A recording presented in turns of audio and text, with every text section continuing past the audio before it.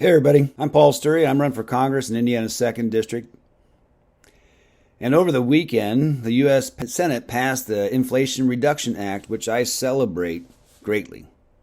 This legislation will enforce minimum tax requirements on large corporations, close loopholes in the tax code exploited by the ultra-wealthy, and invest billions of dollars into lowering health care and prescription prices.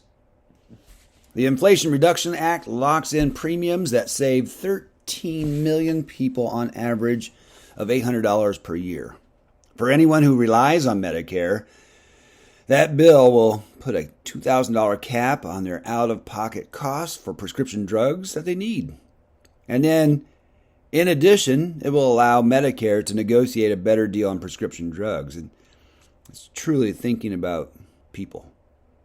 This bill will also reduce our yearly deficit by $300 billion, which will then help reduce inflation. But what excites me the most about this bill is that we are going to be making the largest investment ever in clean energy production and mitigating climate change. $369 billion will be used to address climate change, and if enacted, we can reduce carbon emissions by roughly 40% of our 2005 emission levels by the year 2030. My whole life has been dedicated to protecting nature and the outdoors and the earth. As an environmental education professor at Goshen College, as a high school science teacher, I always talked with my students about the importance of preserving our natural world, but also about making the big sweeping changes necessary to tackle climate change.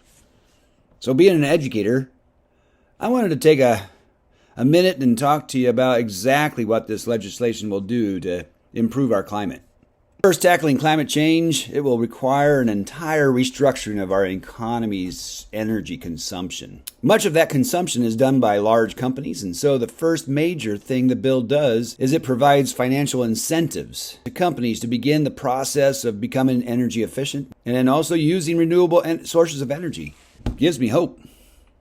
Second, there are rebates and tax credits available for people who buy clean energy sources like heat pumps and rooftop solar panels for their homes. Incentives, as we saw here in Goshen, are the best way to get people to make these big changes, like equipping a home with solar panels. Putting solar panels on your roof for a household would cost approximately $20,000, and so the more we can bring that down with these incentives, the better. And then next, this legislation offers a $4,000 tax credit for low to middle income drivers to buy a used electric vehicle, and then up to $7,500 for a new electric vehicle. With so many new electric options and vehicles coming onto the market, this is a great time to offer this incentive to buyers to make that big switch. Lastly, $1 billion is set aside to improve energy efficiency and affordable housing. And the bill provides at least $60 billion in grants for projects like improving air quality monitoring systems, improving transportation efficiency, and developing clean energy in poor communities, as well as improving climate resiliency in public housing and for tribal communities. That is true environmental justice, not injustice. Since Democrats have control of Congress and the White House, our country can make these investments to preserve our environment and save our future. But progress stops, unfortunately, doggone it, when Republicans take control. This is incredibly sad, because we got to think about our future. I have kids. That's why we have to keep fighting.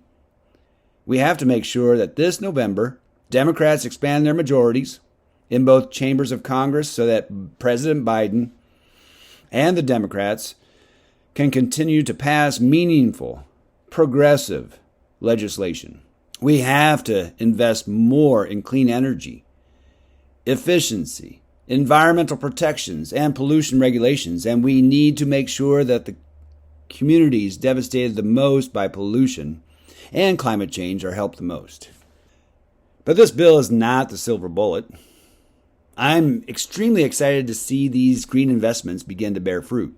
I'm excited to see our economy and environment improve and see people inspired to do more. I'm excited to begin work on the next climate bill as your representative in Congress. Could you please visit my website, paulforall22.com, and there you can donate, you can sign up to volunteer, and just please spread the word. Follow me on social media and share our campaign information to your friends and family. And I'm Paul Steury. Thank you for listening, and I'll talk to you again soon.